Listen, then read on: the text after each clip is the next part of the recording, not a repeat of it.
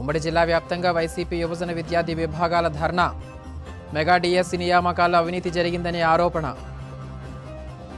మాజీ ముఖ్యమంత్రి వైఎస్ జగన్మోహన్ రెడ్డి ఆదేశాల మేరకు పార్వతీపురం మన్యం జిల్లా కేంద్రంలో వైసీపీ యువజన విద్యార్థి విభాగాల ఆధ్వర్యంలో శుక్రవారం భారీ నిరసన కార్యక్రమం జరిగింది. కూటమి ప్రభుత్వ పాలనలో చేపట్టిన మెగా డిఎస్సి ప్రక్రియలో అనేక అవకతవకలు జరిగాయంటూ స్థానిక అంబేద్కర్ విగ్రహం వద్ద నాయకులు, కార్యకర్తలు ధర్నా నిర్వహించారు. అనంతరం అంబేద్కర్ విగ్రహానికి వినతిపత్రం అందజేశారు. నియోజకవర్గ మాజీ ఎమ్మెల్యే అలజంగి జోగారావు సూచనలతో ఈ కార్యక్రమంలో యువత పెద్ద సంఖ్యలో పాల్గొన్నారు. ఈ సందర్భంగా వైసీపీ యువ నాయకులు మీడియాతో మాట్లాడుతూ మెగా డిఎస్సి నియామకాల్లో పారదర్శకత లోపించిందని, మెరిట్ లిస్టులను బహిరంగంగా ప్రకటించకుండా కేవలం ఎంపికైన వారికే ఎస్ఎంఎస్లు పంపడం తీవ్ర అనుమానాలకు తావిస్తుందని ఆరోపించారు.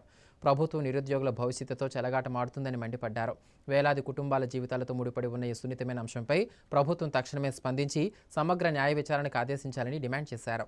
ఈ కార్యక్రమంలో జిల్లా విద్యార్థి విభాగం అధ్యక్షులు పొత్తాడ గౌరీశంకర్, నియోజకవర్గ విద్యార్థి విభాగం అధ్యక్షులు అలజంగి విఘ్నేష్, జి సుధా, నంగిరెడ్డి అశోక్ తదితర నాయకులు అధిక సంఖ్యలో పాల్గొన్నారు.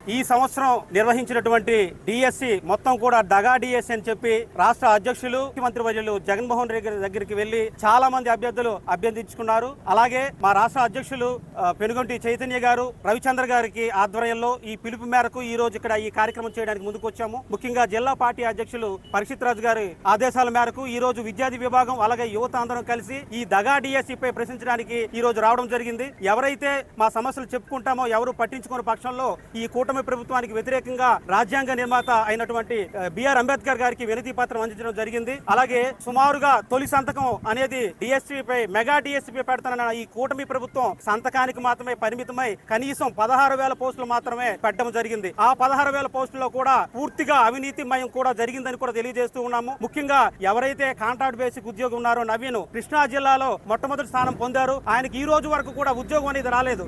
అలాగే ఆయన మార్కులు కూడా వెబ్ లో చూపించడం కూడా జరగలేదు. అంటే అక్కడ అవకతవకలు జరిగినట్టు కూడా తెలియజేస్తున్నాము. అలాగే ఏదైతే స్పోర్ట్ కోటా ఉందో అది కూడా మైదానంలో ఈ రోజు వరకు కూడా దిగినటువంటి వారికి స్పోర్ట్స్ కోటాలో ఉద్యోగాలు రావడం కూడా చాలా బాధాకరం. నేను ఒక డిఎస్సి అభ్యర్థిని, ఎంతో కాలంగా భార్య పిల్లలను ఇల్లు వదిలి ఉద్యోగానికి కోసం చదువుకున్నాను. కానీ ఈ రోజు వరకు కూడా ఇటువంటి అవకతవకలు జరిగేసరికి చాలా బాధాకరం విషయం అండి. నిరుద్యోగులకు 3,000 రూపాయలు అని చెప్పి ఈ ప్రభుత్వం పూర్తిగా దగా చేసింది. కావున దీనికి పూర్తిగా నైతిక బాధ్యత వహిస్తూ లోకేష్ గారు రాజీనామా చేయాలని చెప్పి డిమాండ్ చేస్తున్నాము.